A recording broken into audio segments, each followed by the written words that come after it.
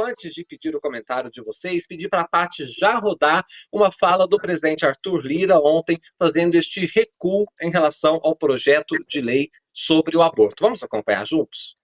Reafirmar com muita ênfase, eu quero a atenção de todos, que nada neste projeto, que eu sempre disse que a importância de um projeto não está na autoria, mas sim na relatoria, em quem vai discutir, como é que vai sair o texto, e a partir daí, qualquer juízo de valor, nada irá retroagir nos direitos já garantidos e nada irá avançar que traga qualquer dano às mulheres. Nunca foi e nunca será tema de discussão de colégio de líderes qualquer uma dessas pautas. Bom, Márcia, ele diz que não, mas o que a gente tem de fato é o projeto que está lá protocolado e sim, ele fala do aborto ser considerado crime, homicídio, né, depois das 22 semanas. Então ele agora está amenizando, dizendo que depois o texto não é exatamente esse, mas o que temos para trabalhar é isso, né? Queria te ouvir sobre essa fala do Arthur Lira ontem, que foi feita, na verdade, por causa que ele está muito pressionado, né? Afonso, é isso mesmo. Boa noite, Afonso. Boa noite, professor César Castro Rocha. Boa noite, Marcelo Madureira.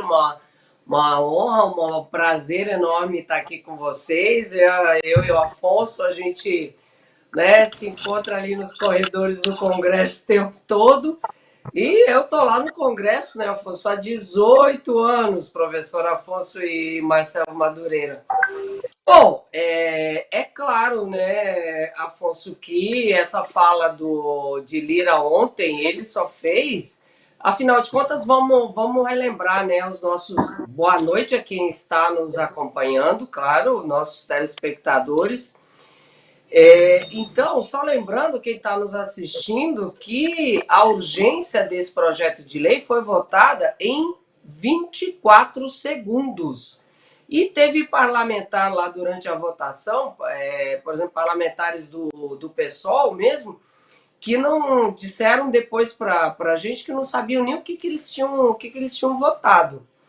Enfim, então fica aqui, né, estranho, né, porque a Arthur Lira, então, vota ali a urgência do PL em 24 segundos, e depois de toda a repercussão negativa que teve na sociedade, manifestações nesse final de semana, né, no último final de semana, inclusive com críticas diretas, né, a ele. Então, ontem eles chamam uma coletiva, quer dizer, na verdade não foi nem coletiva, né, Afonso e quem está nos assistindo, foi um pronunciamento, porque, enfim, aí volta atrás, dizendo então que agora o projeto então vai passar por uma comissão, essa comissão com diversos parlamentares de vários partidos. E o interessante, Afonso, professor Castro e Marcelo e os nossos telespectadores, é que numa fala dele ele diz que nada vai modificar, né? Que esse projeto não modifica nada do que hoje já é. Aí a pergunta fica, mas se não modifica, por que do projeto então? Como assim não modifica se o projeto dá ali uma pena, né, para a mulher que faz o aborto dentro da lei de 20 anos? Aí Arthur Lira vai lá e diz que o projeto não vai modificar. Claro que vai modificar, a gente sabe disso, mas enfim, ele foi pressionado, né? Ele só fez isso por pressão popular, e aí fica, né, a dica quem está nos acompanhando, quem está com a gente, que assim, quando a sociedade pressiona, o Congresso, a tendência é dar uma resposta, principalmente no caso de Arthur Lira, que a gente sabe que está vindo aí a eleição para a presidência da Câmara o ano que vem, e ele quer fazer o sucessor dele, né, Afonso? Então, né, ele atendeu o pedido da bancada evangélica, depois voltou atrás exatamente. Ele não só foi pressionado pela sociedade nas manifestações, como por diversas pessoas, enfim, famosas, atores, atrizes, apresentadores de programas, enfim, ele foi pressionado por várias pessoas, então ele não teve outra saída a não ser fazer aquele pronunciamento ontem, né, Afonso?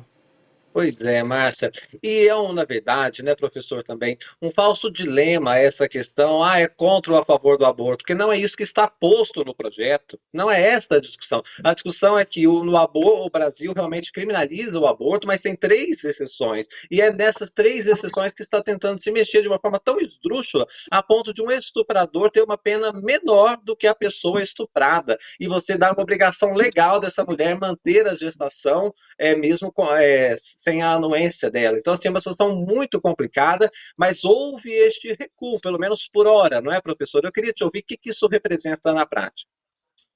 Claro, obrigado. Muito bom escutar a Márcia os esclarecimentos. Olha, eu proporia para nossa reflexão que, na verdade, não houve recuo, não. Eu explico. Recuo só haveria se o deputado Sóstenes Cavalcante retirasse o projeto da pauta. Isso seria um recuo. O que o Arthur Lira fez para abafar os protestos, sobretudo contra ele, foi transferir a discussão para o segundo semestre. Mas, Afonso, o segundo semestre é véspera da eleição municipal de 2024, deste ano agora. Se ele passar isto para o segundo semestre e, a partir de agosto, criar um grupo de estudos para discutir esse projeto de lei, que é uma aberração, na verdade, para a Frente Parlamentar Evangélica, não é um recuo, é um avanço. Porque eles ganharão um destaque nacional durante meses para discutir a questão. E o que a Márcia disse é muito importante, Afonso. Veja, o Código Penal brasileiro ele foi decretado em dezembro de 1940. Ele entrou em vigor de maneira definitiva no dia 1 de janeiro de 1942. Mas por que nós dizemos que ele foi decretado em dezembro de 1940? Porque não teve discussão com a sociedade. Era a época da ditadura do Estado Novo, uma ditadura tão terrível quanto a ditadura militar, que durou 8 anos, de 1937 a 1945. Então veja o absurdo. A tentativa de alteração da lei feita pelo deputado Sóstenes Cavalcante é um retrocesso em relação a um decreto-lei de uma ditadura, a do Estado Novo. Porque em 1940, o legislador abriu essas três possibilidades para um aborto, não a legalização do aborto, mas para um aborto legal em três condições excepcionais. Uma delas, o estupro. E no decreto-lei de 1940, o legislador não estabelecia um limite. 20 semanas, 22 semanas, 23 semanas. Por que isso é problemático? É problemático porque, em muitos casos, em 70% dos casos, o estupro ocorre com menores de idade no seio familiar. São meninas, como aconteceu com aquela menina em 2022, em Vitória, no Espírito Santo. Ela tinha 10 anos, foi estuprada pelo tio, engravidou. Ela, com 10 anos de idade, ela não sabia que ela estava grávida. Quando ela finalmente descobriu, já se aproximava perigosamente dessas 22 semanas. O que aconteceu com o serviço público, com o Sistema Único de Saúde em Vitória, dominada pelo negacionismo bolsonarista, postergaram até que chegou às 22 semanas. Essa menina teve que ir para o Recife e para conseguir ingressar no hospital, porque a então ministra Damares Alves teve a capacidade de divulgar um endereço onde a menina estava. Ela, para entrar no hospital, ela teve que entrar dentro de um carro escondida. É absurdo. Então, eu proponho para a nossa reflexão, não houve recuo. O que houve foi um adiamento estratégico para agosto deste ano, o que, na verdade, é um avanço para a pauta evangélica. Não evangélica em geral, mas para esses líderes oportunistas. É um avanço porque eles vão ganhar um palco nacional para discutir a questão. Afonso, não houve recuo. Recuo só haverá quando o projeto for retirado de pauta. Não, muito interessante essa fala do senhor, realmente é um assunto que vai estar aí pipocando o tempo todo, né? E vai servir de palanque político para eles. Tanto é verdade, Madureira, que o Sóstenes Cavalcante, ele disse textualmente que isso aí era para testar o Lula. porque o Lula diz que é contra o aborto, então agora quero ver se o Lula vai vetar ou não um projeto como esse. Bom, eu vou ler um comentário aqui da audiência, Madureira, para você responder o Leonardo Gomes, pode ser? E aí você comentar. Olha, ele é membro há 4 anos aqui do My News, que para a gente é uma alegria imensa. Ele fala assim, já na linha do professor Castro Rocha, estaria Lira e companhia apenas deixando o assunto de lado, esperando a poeira baixar e planejando voltar com tudo tão logo as pessoas parem de falar no assunto, Madureira? Boa noite a todos, boa Boa noite a noite. Márcia, ao professor João César, a você, Afonso, e todos aqueles que estão nos assistindo. Eu acho que, em primeiro lugar, a bancada evangélica e a presidência da Câmara deram um tremendo tiro no pé. Eles não imaginavam que a manobra regimental, né, a manobra que eles tentaram fazer lá em 24 segundos, tivesse tanta repercussão. Né? Eles trouxeram para o debate toda a questão do aborto, né?